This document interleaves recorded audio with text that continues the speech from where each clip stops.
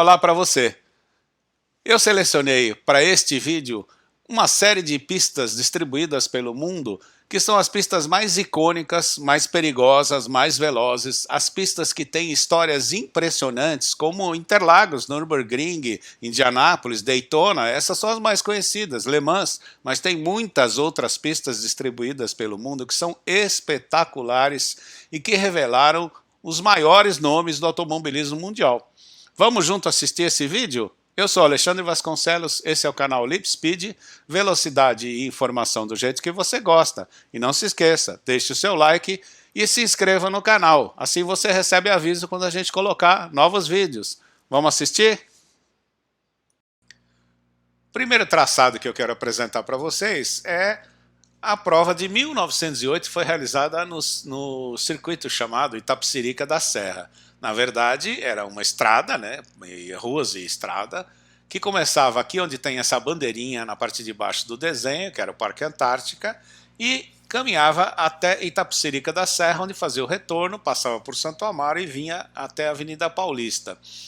Veja que nesse trajeto ele está numa região mais alta, que é a Paulista, depois ele desce para a região do Parque Antártica, sobe em direção à Paulista e desce para a Marginal Pinheiros, passa por cima do Rio Pinheiros e vai lá para Itapecerica pela estrada Embu-Mirim, Embu.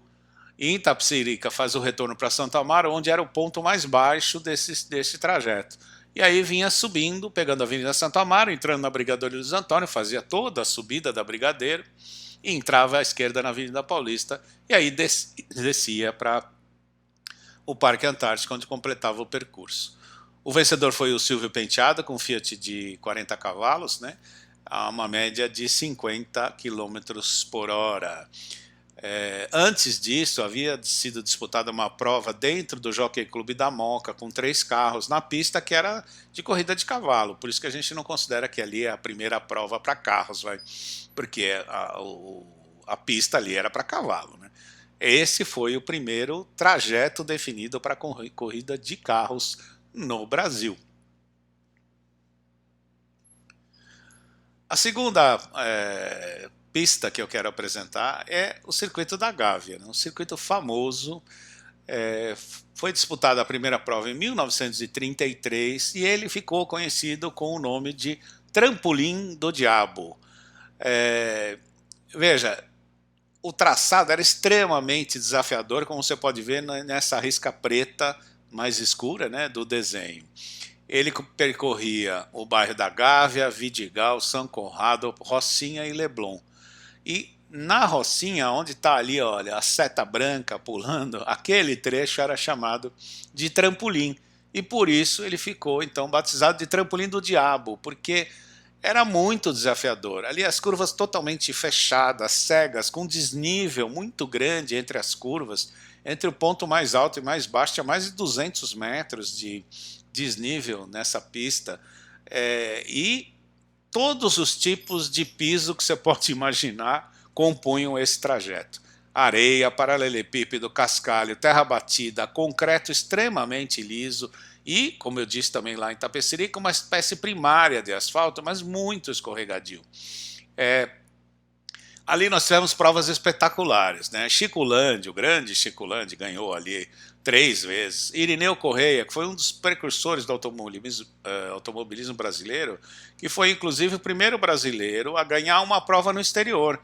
Ele foi para os Estados Unidos em 1935 e ganhou a prova de Chester Fair. Aliás, eu falei 1935, não, perdão. Em 1935 ele faleceu num acidente no circuito da Gávea.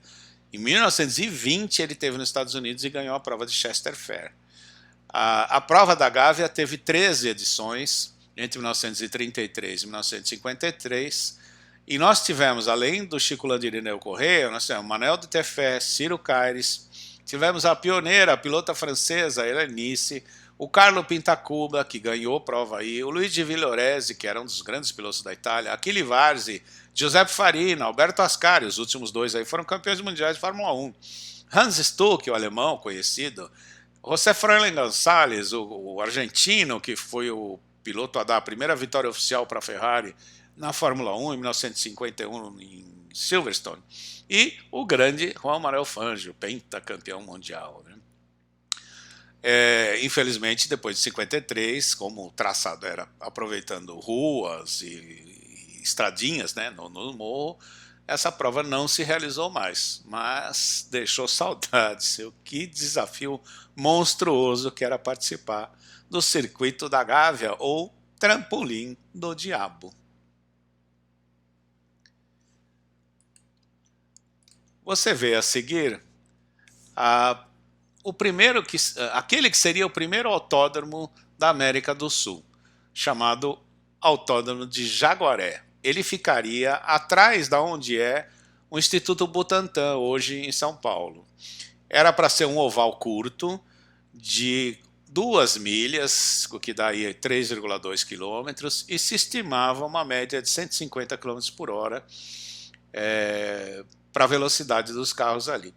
Mas a ideia não foi para frente, faltou verba, o projeto só ficou no papel, mas ele deixou a semente do desejo de se ter uma competição em São Paulo.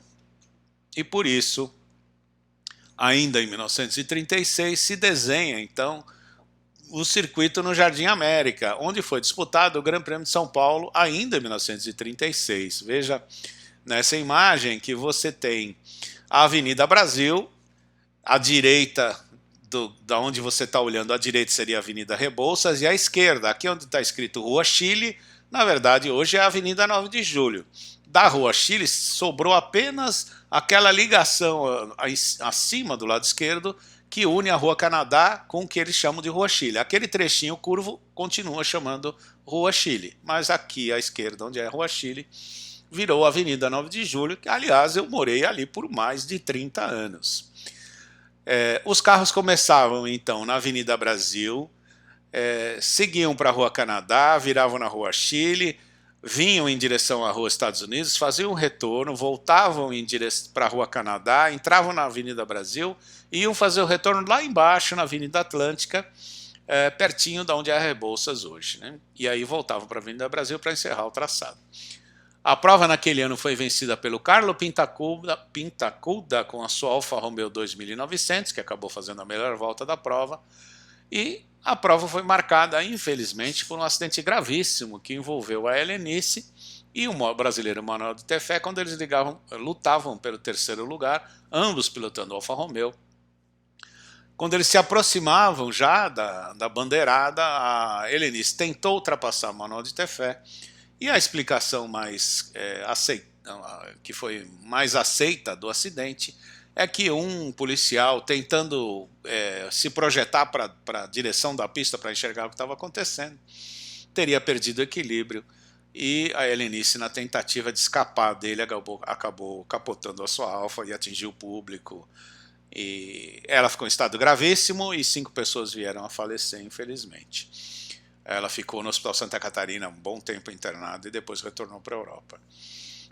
Como era típico da época, né, da década de 30, eram grandes retas com curvas de 180 graus. Né, era assim que os circuitos eram montados. Mas a ideia de ter um autódromo permanente estava lançada, né, e por isso, em 1940, vai ser inaugurado, então, o Autódromo de Interlagos.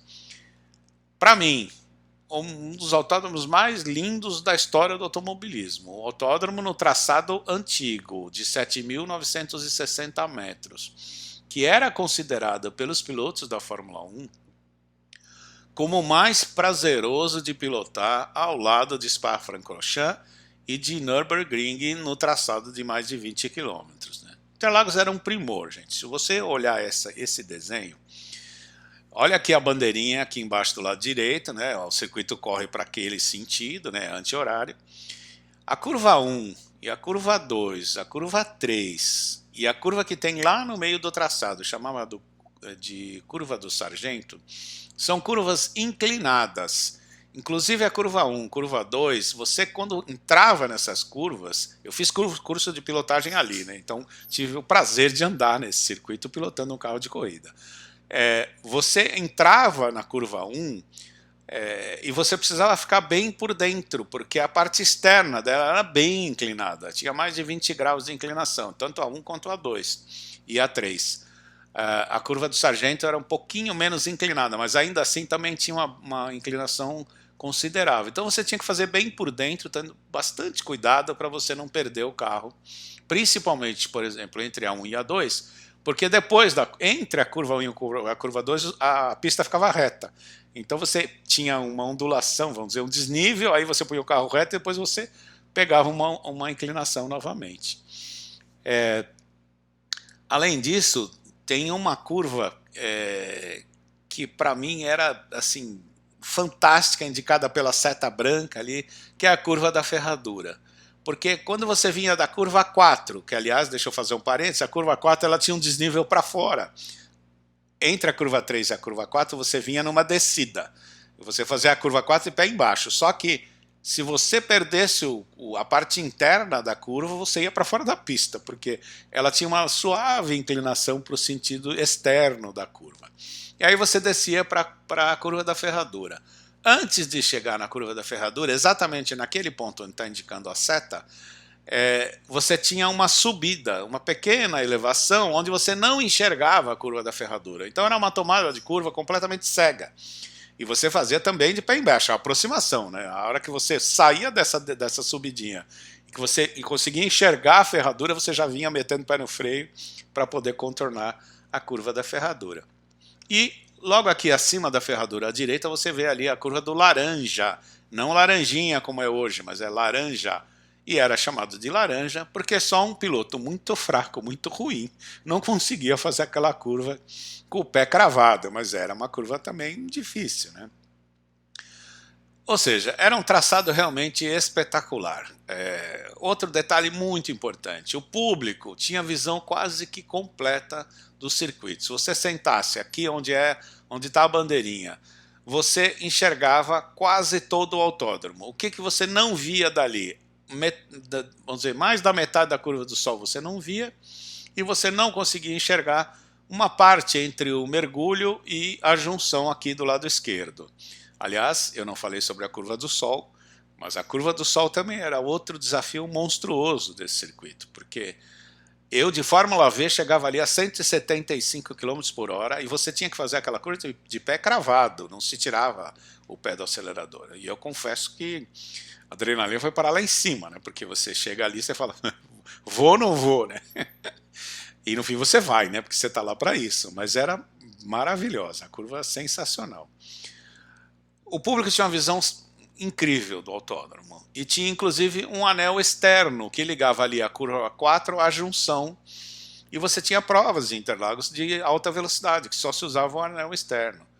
Era um circuito magnífico, inexplicavelmente, eu vou usar um termo até um pouco mais forte, a burrice e a ganância é que fazem alguém destruir um autódromo desse, né? Como a gente vai ver também no próximo slide.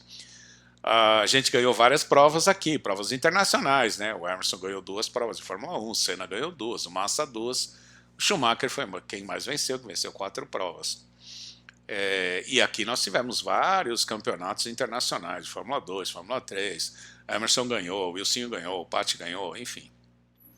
Grandes histórias neste autódromo que infelizmente está parcialmente destruído.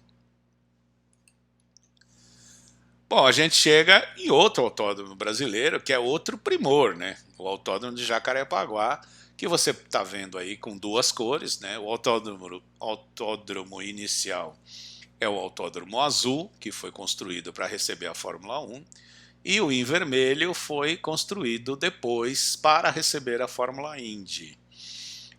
É um traçado também bastante desafiador. Ele é totalmente plano, não tem nenhuma subida, nenhuma descida, é totalmente plano.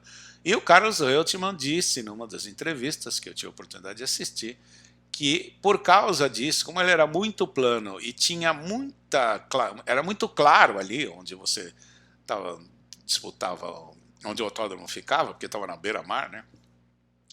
Era muito difícil você ter uma boa visão de profundidade, por isso você não tinha os pontos de referência para as freadas muito claros, né? Você precisava ter muito cuidado para não perder uma freada. O autódromo nasceu em 76, ficou pronto em 77 e recebeu a Fórmula 1 por 10 anos, entre 79 e 89. E em 78 foi ali que o Emerson teve aquele resultado magnífico com a Cooper Super Fittipaldi F5A, quando ele chegou em segundo lugar. O Prost venceu 4 provas ali. No anel externo nós tivemos 5 edições da kart, né, da IndyCar, entre 96 e 2000. E vale a pena um destaque aqui. Aqui embaixo, do lado esquerdo, onde tem ali curva 4 em vermelho, o Maurício Gugelmin, ele idealizou um muro macio. Foi ideia do Maurício Gugelmin. Ali se montou uma estrutura de borracha com água dentro, né? E para amortecer as batidas que aconteciam ali de Fórmula Indy, porque o carro chegava ali a 290, 300 por hora para fazer uma curva de 100 km por hora, né? Então aconteceram alguns acidentes e aí eles vieram com essa solução, essa engenharia, vamos dizer assim, do Maurício Gugelmin. O Ayrton Senna é o recordista da parte mista e o Christian Fittipaldi é o recordista no anel externo. Outro detalhe o circuito também tinha visão quase que 100% do público. Se o público estivesse aqui na arquibancada de baixo, né, aqui na bandeirinha que está na parte de baixo, e só não tinha visão 100% porque a curva da vitória, um pouco antes, entre a curva 90 graus e a curva da vitória, ficava um pouco encoberto por causa dos boxes ali, da torre de cronometragem e tal, mas todo o resto do circuito o público tinha visão. Sensacional. E aí, né, vêm os políticos e fazem mais uma destruição inexplicável. É inaceitável como esse país destrói a sua história. Olha, não tem palavra para a gente falar o que a gente sente com isso. Chegamos então às pistas ou trajetos da Itália, e o primeiro que eu escolhi foi Targa Florio, né? Uma das provas mais tradicionais do automobilismo, né? Iniciou lá em 1906, e essa prova era disputada nas estradas da Sicília.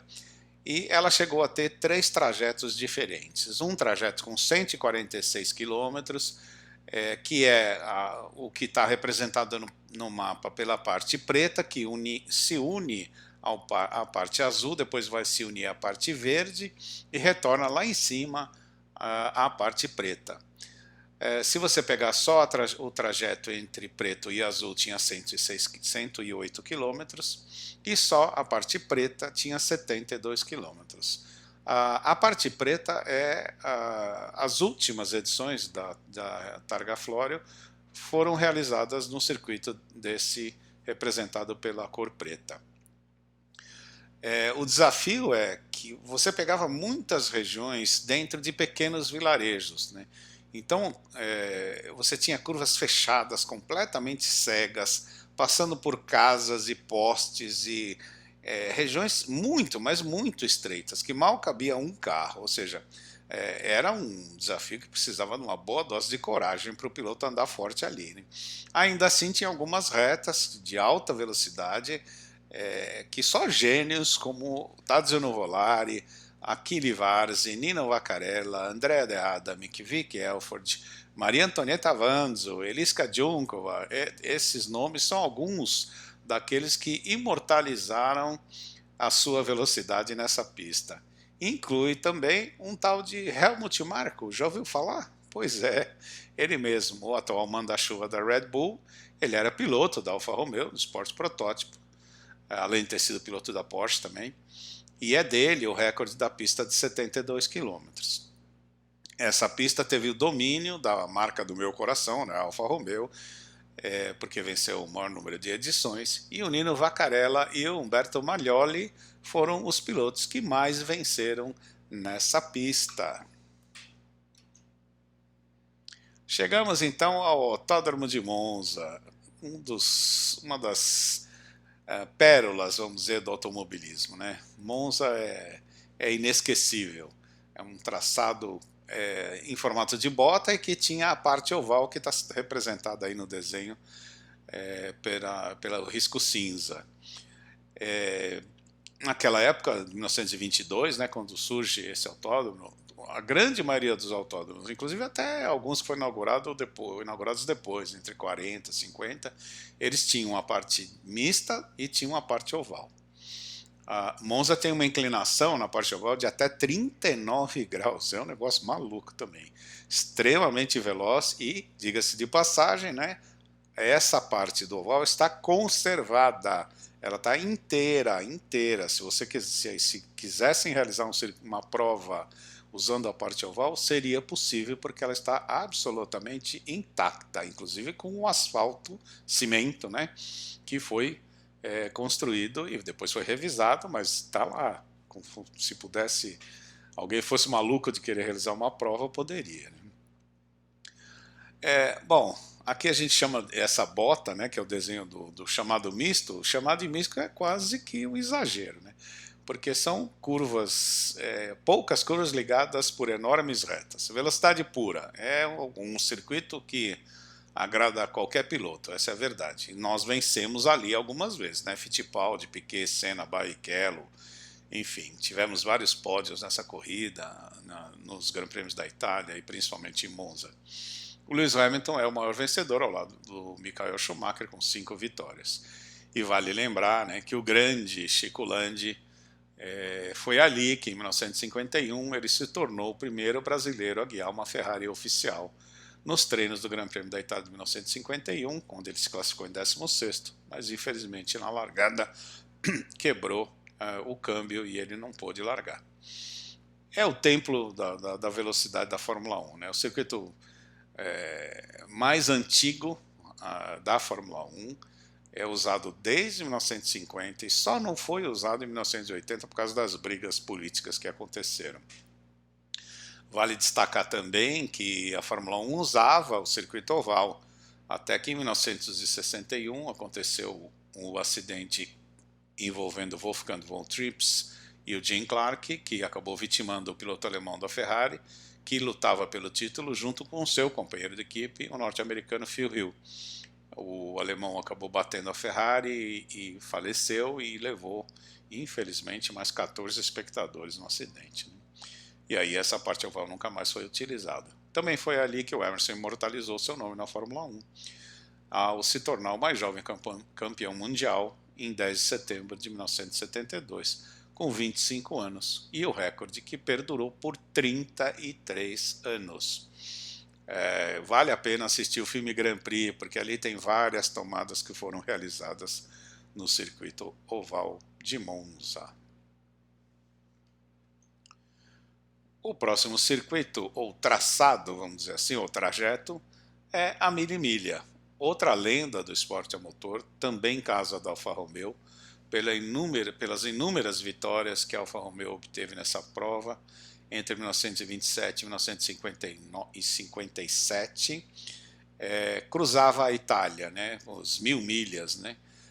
A prova começava lá em Breccia e descia até Roma e retornava a Breccia, e o que está representado pelos círculos. O verdinho é lá em Breccia, em cima no mapa, e na parte de baixo você chega em Roma, onde você começa a retornar em direção a Breccia.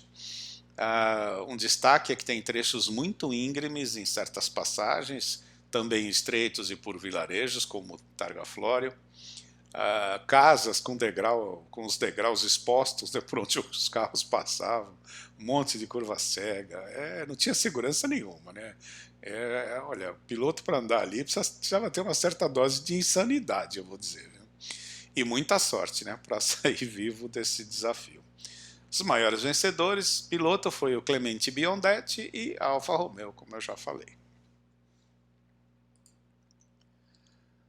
Vemos agora o circuito de Bari, né?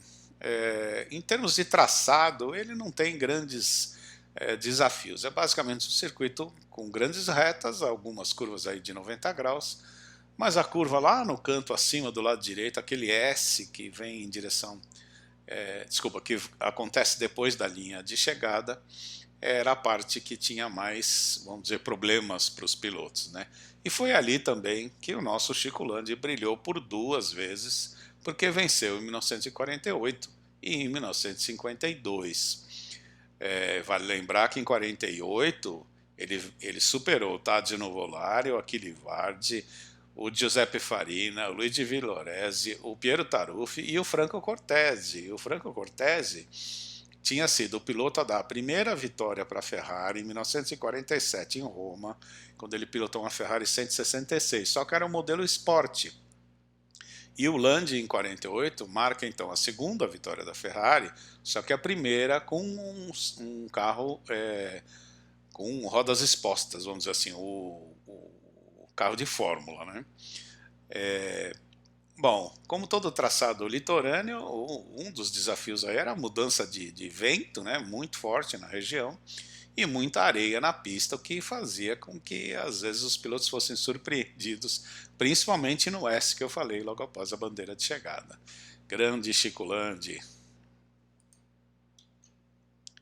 Chegamos então numa pista que é pista de teste, né? Essa pista que chama Balocco, que tem vários traçados, como você pode observar, né? Se você somar aí a quilometragem de todos esses traçados entre azul, verde, vermelho, vinho, preto e marrom, você vai chegar em 65 quilômetros. Essa pista foi construída pela Alfa Romeo para servir a teste, né? Ou seja, os carros eram levados para Balocco e ficavam andando ali em vários trechos dessa pista para poder experimentar tudo aquilo que um carro pode enfrentar durante a sua vida útil, digamos assim, né? No traçado de cor azul era para teste de altíssima velocidade, onde você mantinha o carro praticamente com o acelerador no fundo durante longo período para verificar qual era o comportamento do motor. E o circuito em vermelho, que é o circuito que está ali mais para o centro do desenho, é chamado inclusive de circuito Alfa Romeo, porque ele era uma mistura de vários circuitos do mundo, já que a Alfa sempre foi uma marca que participou de várias competições. Vale dizer que a Alfa foi a primeira campeã mundial em 1924, com o Gastone Brilli Peri, com a Alfa Romeo P2, o primeiro campeonato mundial, que foi realizado com 4 provas, né? Itália, Bélgica, França, Espanha, e a Alfa se saiu campeã. E várias outras categorias em que a Alfa foi campeã. Veja, o circuito hoje ainda é utilizado, ele agora, é claro, é propriedade da Fiat, e ele compõe então um circuito oval, circuito misto, tem parte de terra, de lombada, inclinação, super sinuoso, e tem inclusive um trechinho que serve só para teste de direção, é muito interessante. Chegamos ao circuito de Mugello. Para mim, um dos traçados mais desafiadores do mundo. Hoje de propriedade da Ferrari, é o circuito que já aconteceu prova de Fórmula 1, como a gente lembra, né, que foi disputado, e ele tem subidas e descidas, curva de média, curva de altíssima velocidade, e o retão dos boxes é uma coisa maluca, né, porque você vem lá da curva 14, né, faz uma curva para a esquerda, e você começa a subir em aceleração máxima, uma reta bem longa, mais de 1 quilômetro. A partir da bandeira de chegada, cruzar a linha de chegada, a reta começa a descer e você vai em direção à curva 1. E esse é o grande desafio, né? Para vocês terem ideia, as motos, na corrida de moto GP ali, as motos passavam de 360 ao se aproximar da curva 1, uma curva de moto eles faziam a cerca de 50 por hora. Então você imagina, o cara vem a 360 em descida e tem que frear para chegar a 50. No Fórmula 1 ele diminui muito menos, chegava ali a 360, mas ele vai fazer a entrada dessa curva a 160, 170, né? Então é muito diferente, mesmo assim uma freada bastante forte, né? É um circuito muito bonito, tem uma parte ali que é composta pelas curvas 6, 7, 8, 9, que é uma sequência também que é em descida, que é lindo demais. Uma pena que não faz parte da Fórmula 1, parte permanente, eu quero dizer, da Fórmula 1. Bom, chegamos num circuito que também não é utilizado para competição, hoje o circuito pertence à Porsche, é um circuito de teste, e essa pista é chamada da pista perfeita. Por que ela é chamada pista perfeita? Porque você tem 4 raias onde o carro pode andar no circuito vermelho, aí, que é um oval, né? Na raia 1, você pode andar a 100 km por hora com o volante na posição reta. É isso mesmo. Você põe o volante na posição reta e acelera. E o carro vai fazer a curva naturalmente. Isso acontece até 100 km por hora. Na raia 2, você vai até 140, também não precisa mexer no volante. Na raia 3, você chega até 190 e mantendo essa velocidade você não vai mexer o volante. E finalmente, na última raia lá em cima, na raia 4, se você estiver até 240, você não precisa mexer no volante, por isso que é chamado circuito perfeito. Ali também é usado hoje para pilotos tentarem o recorde de velocidade, né? Koenigsegg, McLaren, Bugatti, Lamborghini, Ferrari, todos eles já passaram por lá fazendo vários testes. Eu vou deixar um link aqui embaixo. Aliás, ao final deste filme, você terá vários links com vídeos interessantes que eu menciono durante a gravação. Um deles é com um piloto de teste chamado Loris Bicocchi. Ele era o piloto de teste da Bugatti e ele teve um acidente nessa pista com a Bugatti Veyron, quando ele estava andando a 400 km por hora. E aí a 400, na raia 4, ele tinha que manter o volante a 30 graus de giro, né? Fixando o volante a 30 graus, ele não precisava mais mexer no volante. E ele estava fazendo o teste com a Bugatti Veyron, chegou nos 400 por hora, tinha dado lá 2 voltas e eles já tinham combinado que ele ia parar. E aí a Bugatti, por rádio, fala para ele, olha, acho que a gente quer dar mais 1 ou 2 voltas. E ele pergunta, né, mas é seguro fazer mais 2 voltas, né, por causa do pneu, né, porque eles têm uma pressão calculada para andar durante um certo tempo. Como a equipe disse que estava tudo bem, ele continuou acelerando. E mal começou a terceira volta, olha, vale a pena assistir o vídeo dele contando. Ele ouve um pequeno barulhinho assim, tsh, e foi o suficiente, né? Significou que o pneu simplesmente arriou. Ele estava lá em cima do lado esquerdo, né, da pista, e aí o carro imediatamente bateu no guardrail lá em cima, no muro, né? E ele conta que a única coisa que ele pensou naquele momento é: não posso deixar o carro descer, porque o que acontece? Você tem desnível entre raia 4, 3, 2, 1. Se ele desce a 400 por hora, o carro ia começar a capotar e, obviamente, ele poderia se machucar muito seriamente. Não vou contar o resto, vale a pena sei lá no vídeo, mas é muito interessante vê-lo contar, né, o que aconteceu nesse acidente. A gente não sabe exatamente quem é o recordista da pista, porque cada fabricante dá um tipo de informação, mas parece que é mesmo da Bugatti, que chegou a andar a 401 km por hora. Bom, chegamos agora à Alemanha, e o primeiro circuito que eu trouxe é o circuito de Avusrennen. É outro circuito que é uma linguiça que tem 2 retornos, digamos assim, né? Você vê a flechinha ali apontando para a esquerda, a primeira curva de retorno não tem muita inclinação, mas esta aqui do lado direito, que está representada por uma parte cinza em cima do colorido, ela chegou a ter 43 graus de inclinação. Você consegue imaginar o que é isso? 43 graus de inclinação. É maluco. Eu estou falando disso lá, 1920, 1930, né? Alfa Romeo, Alfa União, Mercedes batalharam por várias vitórias nessa pista, e ali pilotos como Rudolf Caracciola, Bernie Rosenmayer e Tadzio Nuvolari se enfrentaram inúmeras vezes, né? Foi ali também que a Alfa Romeo Bimotore, que foi uma engenhoca criada pelo Vittorio Jarno e pelo Enzo Ferrari. O Ferrari, vale destacar, né? Ele era engenheiro da Alfa Romeo, e eles criaram a Alfa Bimotore para tentar superar a Alfa União e a Mercedes nessa pista.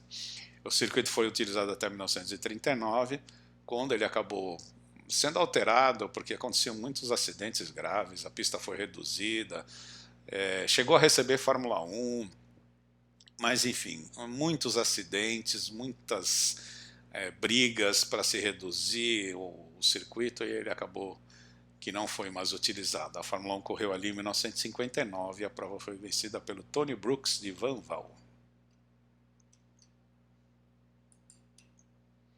Chegamos então a ele, né? O Green Hell, como dizia Jack Stewart, Inferno Verde. Se você olhar o traçado aqui, o traçado preto é o circuito básico, original, né? E os maiores vencedores aqui é o Roman Fangio, o Jack Stewart e um destaque também para tcheca Eliska Junkova, que assombrou o mundo quando lá na década de 20 ela chegou a liderar uma corrida, acabou chegando em terceiro porque teve um problema no finalzinho da corrida. Eu quero dar dois destaques. Se você olhar no mapa você vai ver uma letra K e uma letra T. A letra K lá do lado direito é da curva Carrossel, que tem uma inclinação com desnível. Então a parte interna dessa inclinação é de cimento e a parte externa ela é de asfalto. Então se você entrar nessa curva e se colocar entre o cimento e o asfalto, você vai bater o carro no chão e vai rodar, vai ter problema. É conservado desse jeito desde a sua inauguração, que tem diferença de nível e diferença de piso foi depois, claro, né? E o retão aqui, onde tem a letra T, é porque ele é uma reta de mais de 1,5 km e ali onde está o T para frente, ele tem 3 desníveis onde os carros acabam saindo do chão. Inclusive quando se aproxima ali, que tem uma pequena curva, é uma curva de pé embaixo, completamente pé embaixo, que tem várias fotografias de carro de Fórmula 1 no ar ali, inclusive quando aconteceu um dos acidentes graves e que o piloto não sofre nada, com o Manfred Wilkenrock, que um carro de Fórmula 2 virou ao contrário. Ele capotou no ar, né? E caiu no chão de roda para cima, né? Todo arrebentado, é verdade. Né? É possível andar nesse circuito. Você pode ir para a Alemanha, alugar um carro e andar lá dirigindo, paga lá a taxa, ou você pode pagar para uma pilota te levar. Antigamente era Sabine Schmitz, que era chamada de Senhora Nürburgring, né, de tantas e tantas vezes que ela andou nesse circuito.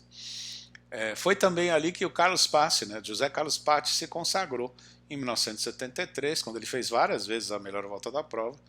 Chegou em quarto lugar, o Wilsinho Fittipaldi chegou em quinto, o Emerson Fittipaldi chegou em sexto. O circuito era usado pela Fórmula 1 e foi usado há alguns anos pela Fórmula 1. Né? Um dos grandes vencedores aí também foi o Jack Hicks, né? Era considerado um especialista nesse tipo de circuito. Chegamos à nossa vizinha aqui, o circuito Oscar e Alfredo Galvez, os irmãos Galvez. Olha, é um dos circuitos mais lindos do mundo também, muito bem cuidado. Tem uma variação de traçados possíveis, que chegam a ser 15 circuitos que você pode montar. E ele é muito utilizado no automobilismo argentino, né? O automobilismo argentino é muito forte, tem carreteira de diversos tipos diferentes, além das provas de turismo, de moto e de TCR, né? O turismo mundial. O Fangio considerava o Oscar Galvez como um dos maiores pilotos que ele já viu e já competiu contra. Né? Ele queria que o Galvez fosse para a Europa correr com ele, mas o Galvez nunca teve interesse. Né? Ele sempre correu na Argentina e corria de Alfa Romeo também. Corria com uma Alfa Romeo azul pintada com um capô amarelo. A pista na Fórmula 1 foi usada em 4 configurações. O recorde que está demonstrado aqui é da pista mais longa, que é em 1981, quando o Nelson Piquet fez o recorde. Vale lembrar que nesse recorde que eu estou dizendo, ali no desenho tem 2x, essas duas partes que estão com riscado em vermelho, elas não faziam parte do traçado. É um circuito plano, tem uma ótima visão para o público também, e normalmente na Fórmula 1 se corria lá em janeiro, e era muito calor, né? E é uma pista bastante técnica. Também vale destacar que o Carlos Reutemann estreou na Fórmula 1 ali em 1972, foi 7º colocado na prova e largou na pole. E em 79 o Piquet se envolveu num acidente aqui na reta longa, na parte de baixo, né, que os carros que estavam à frente dele bateram e ele não conseguiu desviar e acabou quebrando o pé. Lindo o circuito. O próximo circuito argentino é outro que é uma pintura, chama Potrero de los Funes. É um circuito longo que tem subidas e descidas, e tem uma vista simplesmente magnífica, porque o meio do autódromo é um lago, é maravilhoso. Se você olhar lá para o desenho e olhar para o lado direito, ali onde está a curva 14 e 15, até a curva 14 você está em subida. Dali para frente você tem uma descida que é um desafio assim fantástico. A gente teve provas de Mundial de Turismo, lá, Mundial de GT, né? É uma sequência de curva ali a 15, 16, 17, 18, 19, em descida, todas elas cegas e com diferença de nível, né? Então é muito emocionante. E depois da 19 até a linha de chegada é tudo em descida e de alta velocidade também, né? Também acontecem ali provas do automobilismo argentino, né? De carreteiras e outros desafios. Uma pista muito, muito, muito bonita.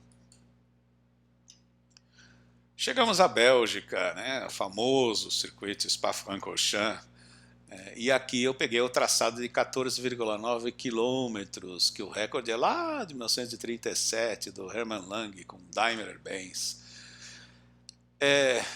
Bom, o primeiro traçado de Spa tinha mais de 20 quilômetros, depois eles reduziram para 14, que é um dos que eu acho mais bonito.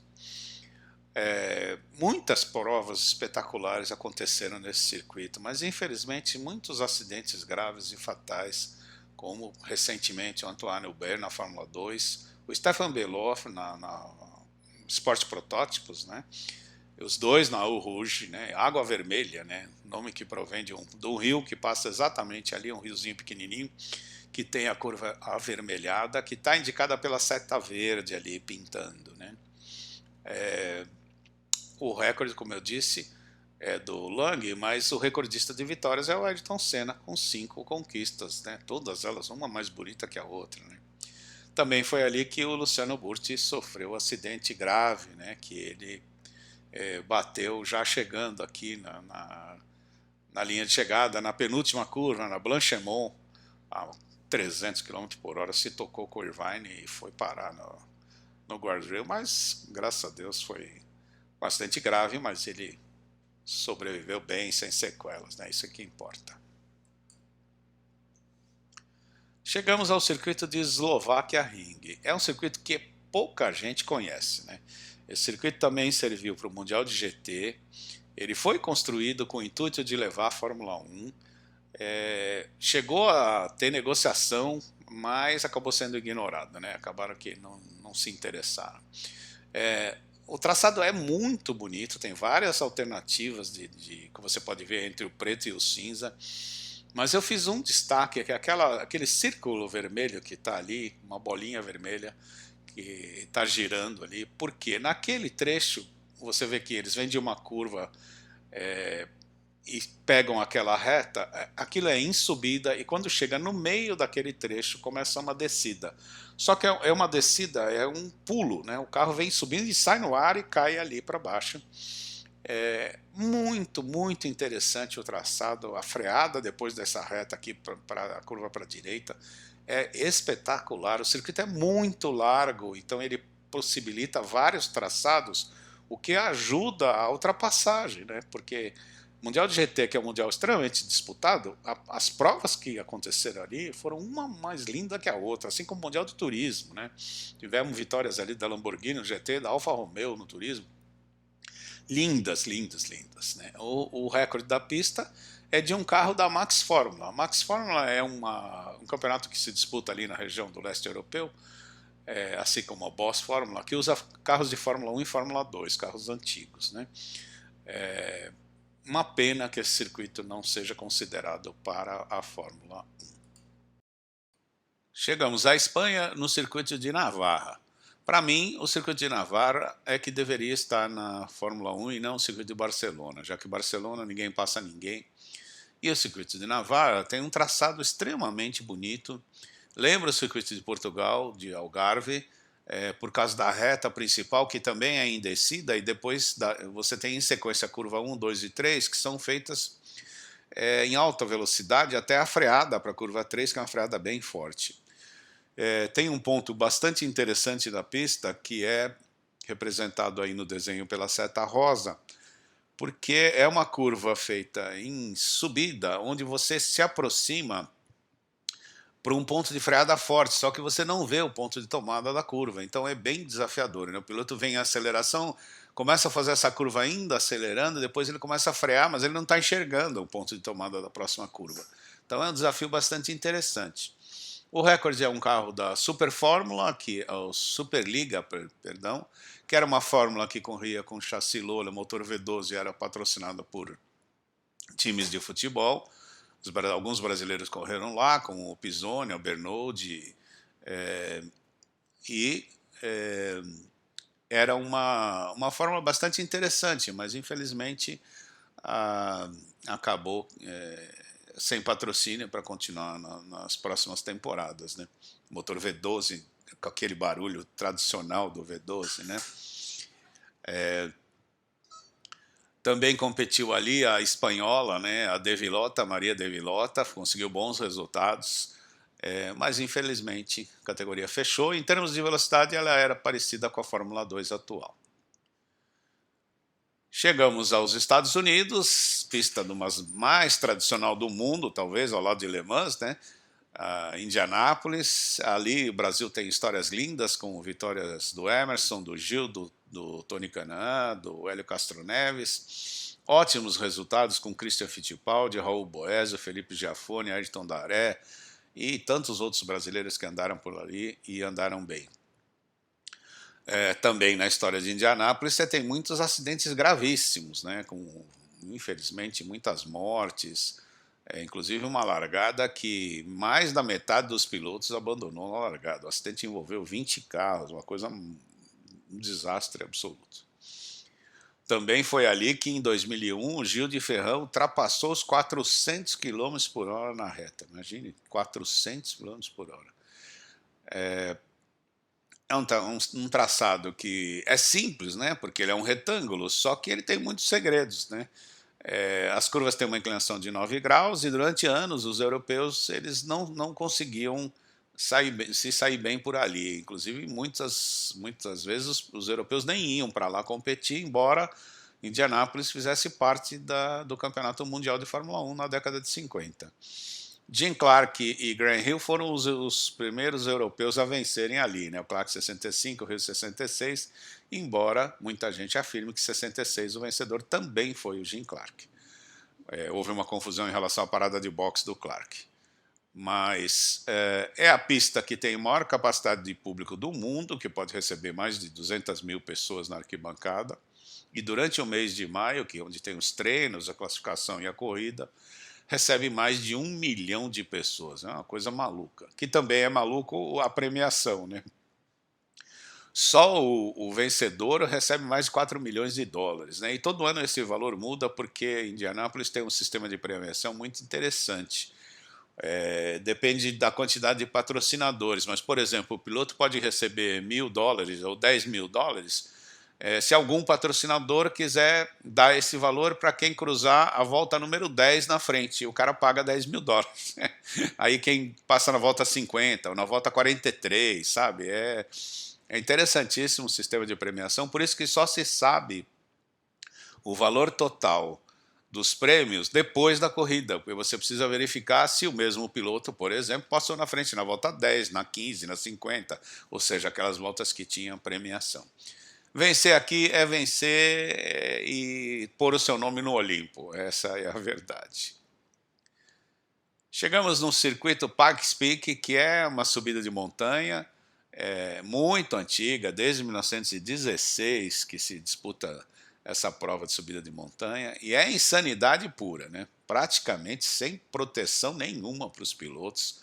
Os carros saem de 2.000 e poucos metros e vão até 4.300 metros de altitude, acelerando tudo que pode. Se você observar o traçado aqui de Pikes Peak, você vai ver que ele tem um início que é de alta velocidade, mas depois ele começa com os trechos sinuosos, são 156 curvas de direita e esquerda, com ângulos diferentes, que acaba impedindo, vamos dizer assim, o piloto de automatizar, entre aspas, a sua pilotagem, né? Porque quando as curvas são em sequência, mas elas são parecidas, facilita muito para o piloto, porque ele vai, bom, essa aqui é praticamente igual ao anterior. E ali não, ali ou tem mudança de ângulo da curva, ou inclinação, ou o tamanho da curva, enfim. É bastante desafiador.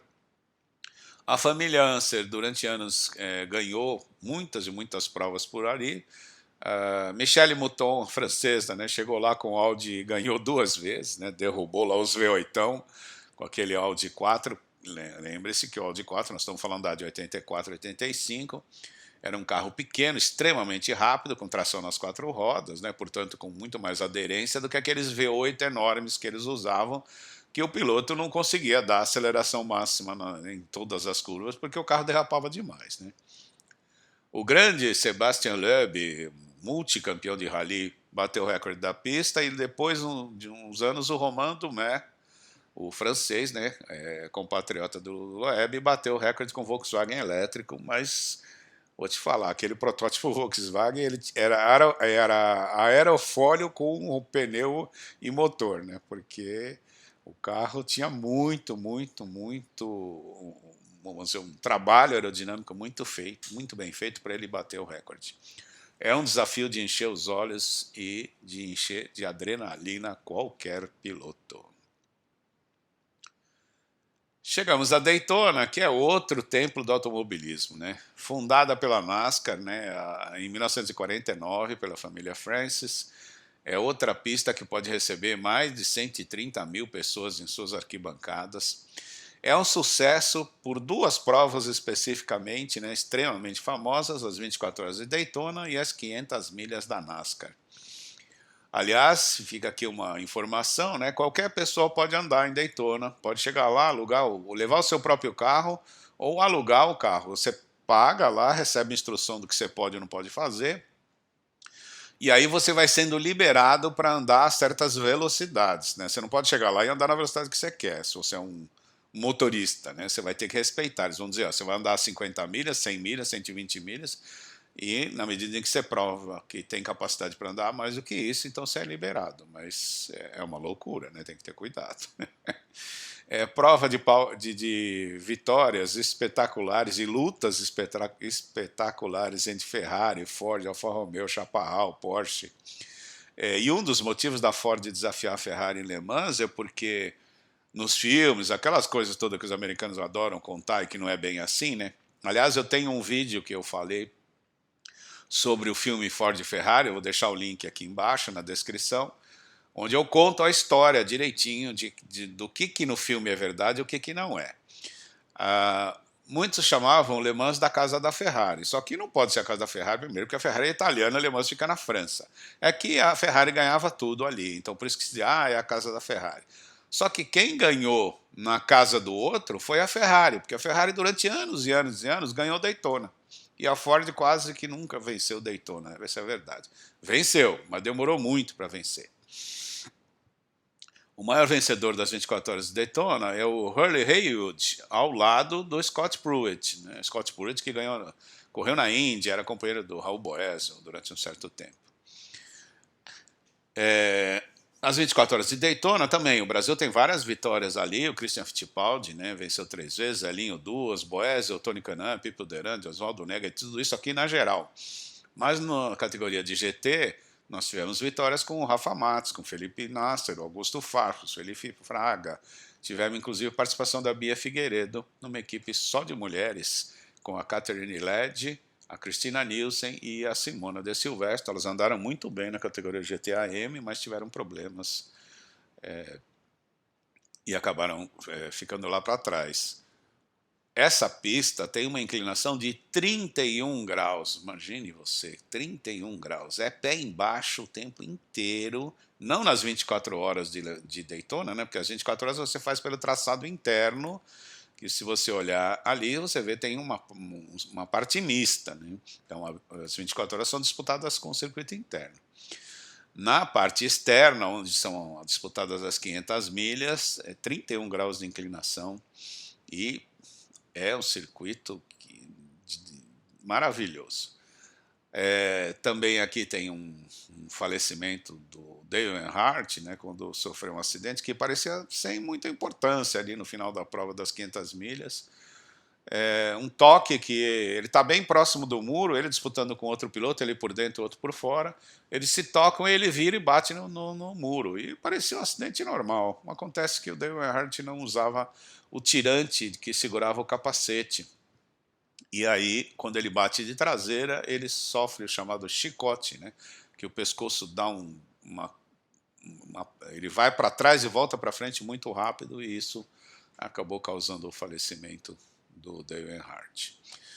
Daytona, outra grande circuito, muito bonito, provas sensacionais.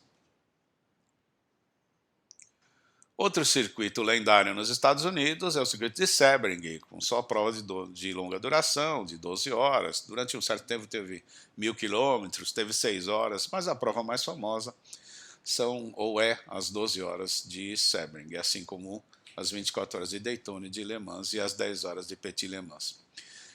Tem um piso bastante ondulado que mistura cimento e asfalto, é um circuito de média a alta velocidade. E o maior desafio é aqui, do lado esquerdo no desenho, que é a curva 17, onde tem tanta ondulação que fazer aquela curva para chegar na reta de largada e chegada é bem difícil. Mas parece que aquilo é um patrimônio intocável, porque ninguém reasfalta aquele pedaço, né? Até estranho isso, né?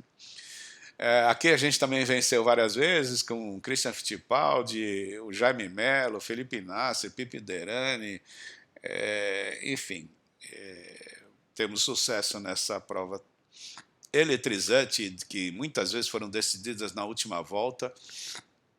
Inclusive, uma das corridas, no final da prova, um Porsche e um Corvette batem ali na curva 17, e eles vinham já se batendo por algumas curvas, né? O dinamarquês Tom Kristensen foi o maior vencedor, né, com 6 vitórias em Sebring. Mario Andretti, Jim Hall, Romain Fangio, Dan Gurney, Bruce McLaren, Ken Miles foram alguns dos pilotos que venceram por ali. Road America, outro circuito muito antigo norte-americano, e é um circuito que é adorado por todos nós, né? Elkhart Lake, que é o nome que mais se usa, digamos assim, né? O Emerson Fittipaldi, o Cristiano da Mata, o Christian Fittipaldi, Judy Ferran, Bruno Junqueira ganharam ali de Fórmula Indy. O Nelson Piquet Jr. ganhou com o NASCAR, um carro da NASCAR, do segundo nível da NASCAR, né? E ali tem 2 desafios que são espetaculares. Um deles é a curva 5, porque você se aproxima dessa curva a mais de 300 por hora, e é uma freada em descida extremamente forte, que o piloto precisa ter muito cuidado, porque se você perder um pouquinho a entrada, você vai perder muito tempo na saída da curva 5, e aí sua volta foi embora, né? E a curva 10, que é o chamado carrossel, que é onde o piloto também pode ganhar ou perder muito tempo, né? Entrou muito forte no meio da curva, você vai ter que dar uma desacelerada, e aí você perde velocidade por todo o trecho seguinte, que é um longo trecho de pé embaixo, né? Então são 2 pontos fundamentais nesse circuito. Vale lembrar um acidente que aconteceu com a Catarina Legge exatamente no carrossel. Houve um problema com um pneu, o carro escapou, bateu, dividiu no meio, uma coisa impressionante, não sobrou nada do carro.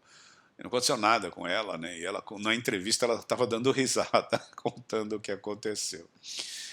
Também vale lembrar uma passagem interessante no Grande Prêmio de Elkhart Lake em 1985, quando o Emerson vence a prova e numa chuva absurda, e ele passa o Michael Andretti, né? E aí entrevista o Michael Andretti e fala: pô, mas por que você perdeu para o Emerson? O que aconteceu? Aí eu falo: o que aconteceu é que o cara é uma bíblia do automobilismo, né? Por isso eu perdi para um dos maiores pilotos da história. Michael Andretti, grande piloto. Chegamos a outro autódromo que para nós é muito importante, o Watkins Glen. Muitas vitórias nossas por ali, né? Inclusive o Emerson, primeira vitória do Emerson na Fórmula 1. Também vitórias de Christian Fittipaldi, Hélio Castro Neves, Pipi Derani, Felipe Nasser, Jaime Mello, tudo ali no IMSA, né? E tem na sequência de curvas 2, 3 e 4 o maior desafio, porque essas curvas são feitas, é um S, né, feito em subida, de pé cravado, que lembra até um pouco a Eau Rouge, ou Eau Rouge, né, da Bélgica, porque a saída da curva é cega. Então o piloto vem em aceleração subindo, mas ele não está vendo o que está acontecendo ali na frente, né? E novamente, é muito importante porque após esse S você tem uma reta longa, né? Então toda vez que você tem uma sequência de curvas e após essas curvas você tem reta longa, se você fizer um erro ali, você vai perder muita velocidade na reta e aí o seu tempo vai lá para cima, né? É um piso bastante ondulado e fisicamente é bastante exigente para os pilotos, inclusive uma das vitórias do Christian no IMSA, faltando acho que 15 voltas para o final, arrebenta o sistema de puxar a bebida e não tem como o piloto no carro da IMSA, não tinha como abrir nenhum vidro, nada disso, é tudo fechado completamente, não tinha um sistema de ar, de ventilação, e ele termina a prova completamente exausto, não consegue nem falar, porque ficou sem bebida e sem refrigeração. Outro circuito bastante tradicional nos Estados Unidos, circuito de Laguna Seca, tivemos agora recentemente o final do Campeonato da Fórmula Indy ali. Eu não gosto muito do traçado, para mim é um traçado não muito interessante, mas tem a incrível curva Saca-Rolha, né, que está indicado pela seta azul no mapa, que justifica a presença desse circuito nessa lista, porque é um S em descida que tem um desnível de 20 metros, quase 20 metros entre a entrada e saída. E ali aconteceram grandes feitos, como a ultrapassagem simplesmente magnífica, espetacular, do Alessandro Zanardi sobre Brian Herta na última volta de uma prova da kart, ou ainda a ultrapassagem do Valentino Rossi sobre Casey Stoner na MotoGP no mesmo ponto, né? Lutas incríveis, né, que acontecem por ali. Mas, infelizmente, também ali aconteceu um acidente grave que vitimou o Gonçalo Rodrigues, que era uma das promessas do automobilismo mundial, extremamente rápido. Ele bateu a Penske na entrada da curva Saca-Rolha, e infelizmente tinha um desnível no solo, um pouquinho antes do guardrail, o que fez com que o carro abaixasse e quando ele bateu no guardrail, o carro foi catapultado e ele acabou falecendo com o impacto quando o carro caiu de ponta cabeça. Vencemos ali com o Gil de Ferran, com o Hélio Castro Neves, com o Cristiano da Mata e com o Tony Kanaan. Outra lenda do automobilismo norte-americano é o circuito de Talladega, que tem 33 graus de inclinação e velocidades simplesmente assustadoras, né? E foi por causa desse circuito que a NASCAR passou a restringir os carburadores, a entrada de ar para o carburador, para evitar que as médias de velocidade, imagine, com aquelas banheiras norte-americanas, aqueles V8, carro super pesado, começou a passar de 340 de média e eles decidiram então fazer alguma coisa para diminuir um pouco da velocidade em função do acidente que quando batia era um caos, né?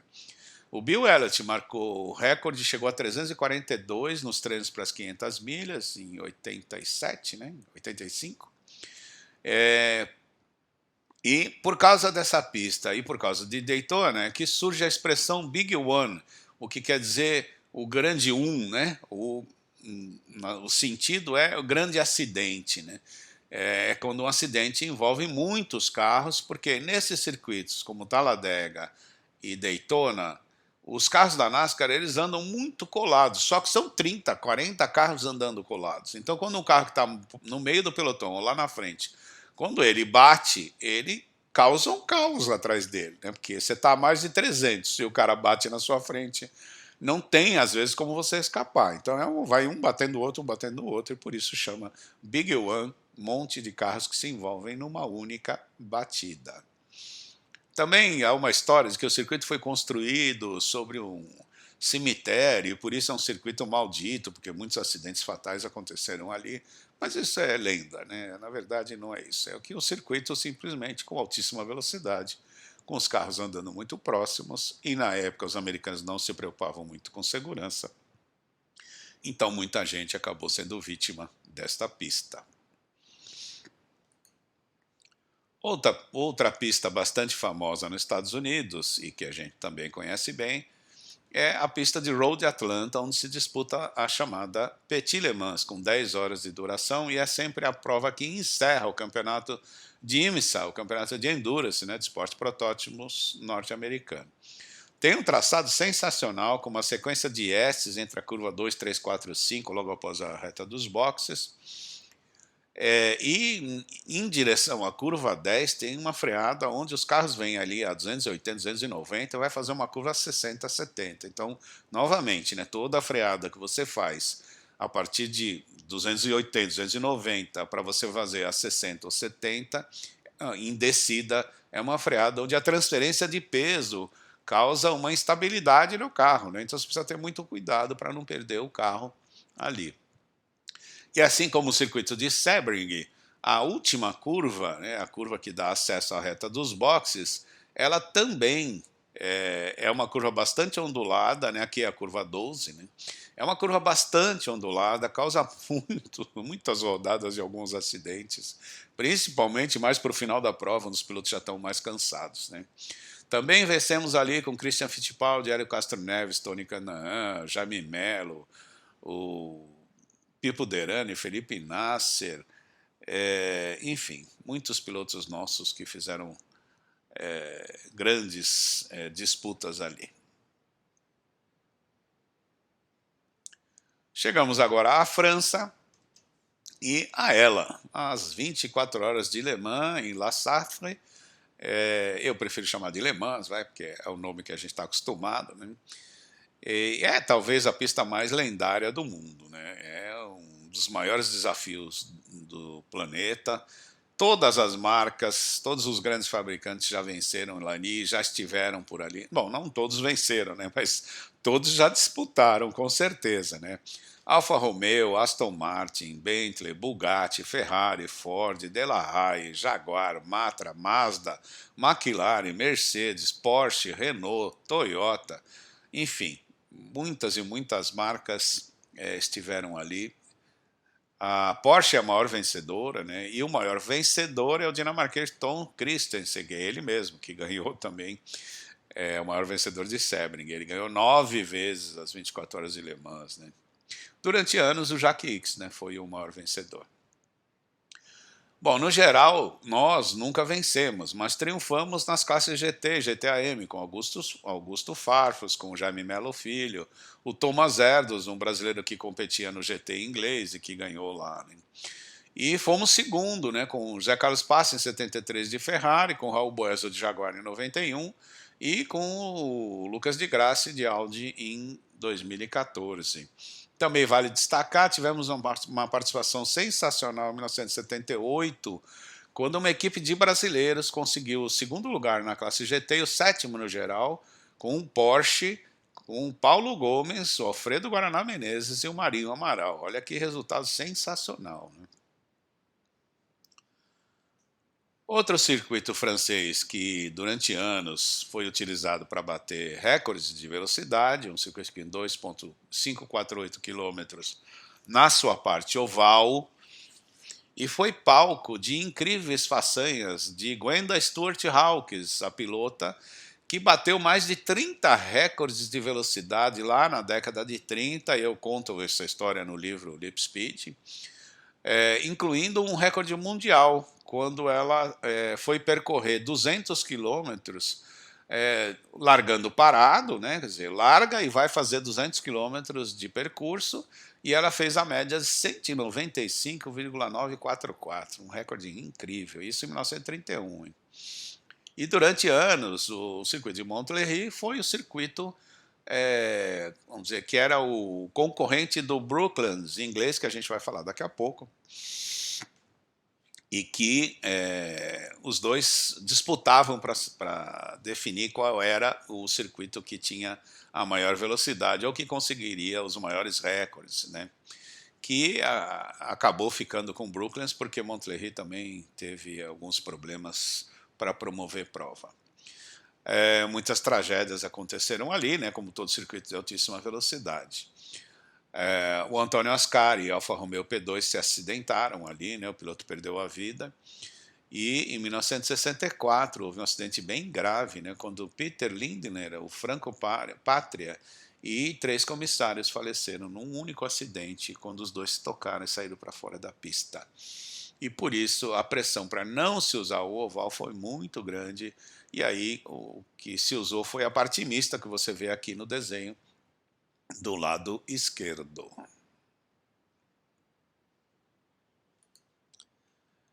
Chegamos ao circuito de Clermont-Ferrand, que foi utilizado em 4 provas da Fórmula 1.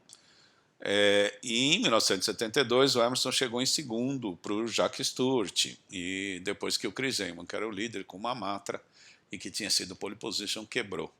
E aqui eu quero dar 2 destaques. É um circuito bastante desafiador, que era uma estrada, né? E como todo circuito longo, né, ele tem um desafio, que é o piloto primeiro precisa guardar o traçado, né, aí mais de 8 quilômetros, e que você precisa ter na sua memória quais são as curvas e tal, são muitas curvas para o piloto guardar. Mas foi aqui, em 1972, que infelizmente o piloto Helmut Marko, hoje o chefão da Red Bull, perdeu a vista a ser atingido por uma pedra da Lotus do Emerson, logo depois que o Emerson ultrapassou o Helmut Marko. O circuito, por ser um circuito de estrada, ele tinha pedra, né, que acabava vindo para o meio do circuito quando alguém saía da pista, e uma dessas pedras acabou sendo arremessada pelo pneu do carro do Emerson e pegou na viseira do Helmut Marko. Na época era viseira de plástico, né, e acabou cegando o piloto. Era um circuito muito seletivo e tinha um trecho de altíssima velocidade chamado Carrefour de Champeau, que está aqui ao lado direito do desenho, né? Era também uma descida feita de pé embaixo, né? Destaque interessante é que numa entrevista o Wilson Fittipaldi contou a conversa dele com o Emerson, um trecho ali que está indicado pela seta branca, que fica entre o Tertre de TD e o Virage Rosier. E o Wilson conta que depois dos treinos de 72 ele foi conversar com o Emerson e falou para o Emerson, lembrando que 72 era o primeiro ano do Wilson na Fórmula 1. Ele estava de braba. E ele vai conversar com o Emerson e fala para o Emerson, ô Emerson, quase consegui fazer o trecho ali do S de pé embaixo, né? Como é que você está fazendo? Aí o Emerson olhou para ele e falou, eu faço com o pé cravado. Tem que aprender, né? Mas a verdade é que o Wilson estava com uma Braba antiga e o Emerson estava com a Lotus 72, né? Que ainda nessa época era carro de ponta, né? Mas é interessante, né? Chegamos então à Inglaterra, ao circuito de Brooklands, que eu falei agora há pouco quando comentamos sobre Montlhéry. O circuito foi idealizado por Hugh Locke King, que era um investidor, digamos assim, né, um sonhador, e foi levado à construção pela mulher dele, a Ethel Locke King, que também era pilota, mas foi ela que decidiu levar o projeto para frente, né? Ele falava sempre do sonho, ela falou, bom, então daqui que eu vou fazer esse negócio acontecer. E ela conseguiu levantar todos os recursos para construir esse circuito. E ela chegou a pilotar, inclusive, nesse circuito. Brooklands foi palco de inúmeras disputas de velocidade, de recorde. A mais famosa acabou ficando entre a Gwenda Stewart Hawkes, que eu já mencionei, e a Kay Petry, pelo título de mulher mais veloz do mundo. Acabou nas mãos da Kay Petry porque o carro da Gwenda, numa das últimas tentativas, teve um problema no escapamento. E aí ela não conseguiu fazer a última bateria e por isso o recorde ficou com a Kay Petry. O circuito existe, mas não é mais utilizado, né? Porque houve muito protesto, a vizinhança reclamava do barulho, mas fazer o quê, né? O automobilismo tem que ter barulho, né? Não que nem a Fórmula 1 hoje tem um barulho fraco, ruim, né? Naquela época os carros eram bem barulhentos e eram também muito poluidores, né? Então acho que tinha essa questão. Você tem hoje o Museu de Brooklands, que guarda muitas relíquias, né? Que quem tiver oportunidade de ir vale a pena conhecer. O circuito tinha mais de 30 graus de inclinação, principalmente aqui na parte esquerda do desenho, onde está a parte chamada Bayfleet Bridge. É outro desafio bem grande. Bom, chegamos a Silverstone, né? O palco do início do Mundial de Fórmula 1, lá em 1950. Esse traçado já foi um traçado muito veloz, com média chegando aos 260, mas ele acabou sendo reformado para diminuir a velocidade, numa época em que a FIA decidiu que a Fórmula 1 era muito rápida e fica com essas coisas, né? Enfim. Inúmeras vitórias brasileiras, a última vitória do Emerson foi ali em 75, com o empate em segundo, e numa prova que teve um acidente que envolveu 9 carros, né? O Barrichello, o Piquet, Senna ganharam ali. A melhor prova do Cristiano da Mata na Fórmula 1, a melhor prova do Antônio Pizzoni na Fórmula 1 também foi ali. E a curva, que hoje é uma curva de média velocidade em aceleração, a Woodcote, naquela época, na década de 70, 80, ela era feita a mais de 250, né? E assim como lá do outro lado do circuito, a sequência de curvas entre a Stowe e a Club era de pé embaixo também ali a 250, 270, né? Do circuito traçado original, a única parte que está praticamente igual é a Maggots e a Beckett's, que é aqui no desenho, ela está na parte de cima, bem na parte central, aquele S de alta velocidade também, que é muito desafiador. Vamos ao Japão e chegamos a Fuji. E aí muita gente pode falar, poxa, mas não é Suzuka? Para mim, não. Eu também trocaria o circuito de Suzuka pelo circuito de Fuji. Embora em Suzuka você tenha a curva 130R, que antes da Fórmula 1 ter uma aerodinâmica tão eficiente, o piloto para fazer ali de pé embaixo precisava ser muito bom. Hoje, com toda a aerodinâmica, qualquer um faz. O circuito de Fuji é mais técnico para mim do que o circuito de Suzuka. E ele acaba saindo do calendário na década de 70 por causa do acidente do Peterson e Villeneuve em 77. Os dois tocaram, o carro do Villeneuve sai voando e acaba atingindo pessoas, duas pessoas morreram ali, muitos feridos e tal. Acabou sendo reutilizado em 2007 e 2008. Vale dizer que em 2007 o Alonso bateu a McLaren sozinho, na prova em que o Lewis Hamilton venceu. Se o Alonso não tivesse batido, tivesse marcado um pontinho, ele teria sido campeão, né? E aí foi erro dele, né? Tem uma reta muito longa, com mais de 1 km, e tem duas sequências de curva onde o piloto tem que ganhar tempo, que é na curva 3, 4, 5, que é uma curva de média velocidade, e as curvas 13, 14, 15 e 16 são curvas de baixa velocidade, mas que antecedem a reta, como eu já falei em outros momentos, né? Se você, em curva que antecede a reta, você não vem muito bem, você vai perder muito tempo na reta.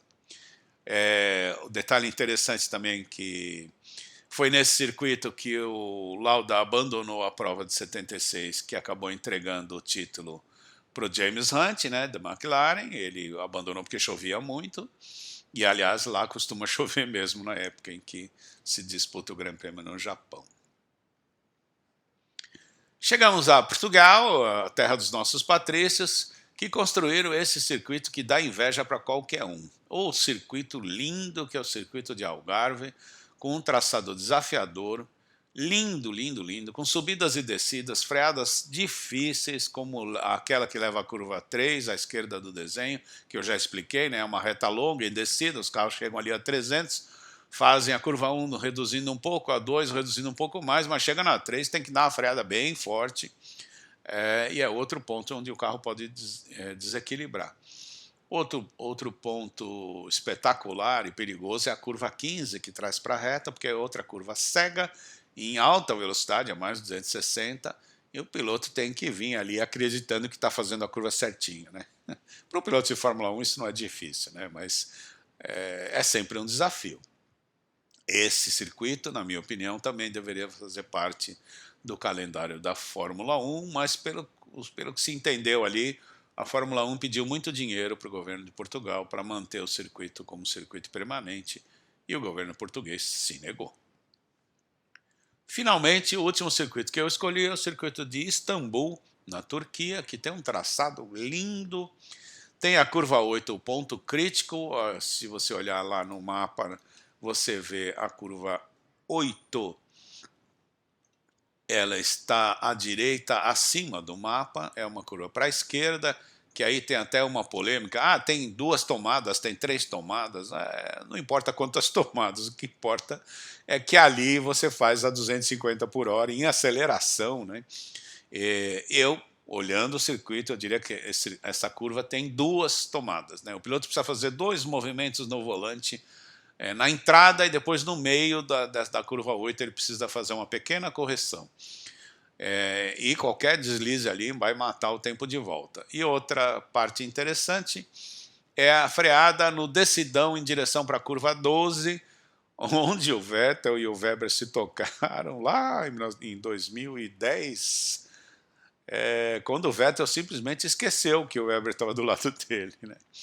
E o nosso Felipe Massa é o rei da pista, porque ganhou 2 provas de Fórmula 1 ali.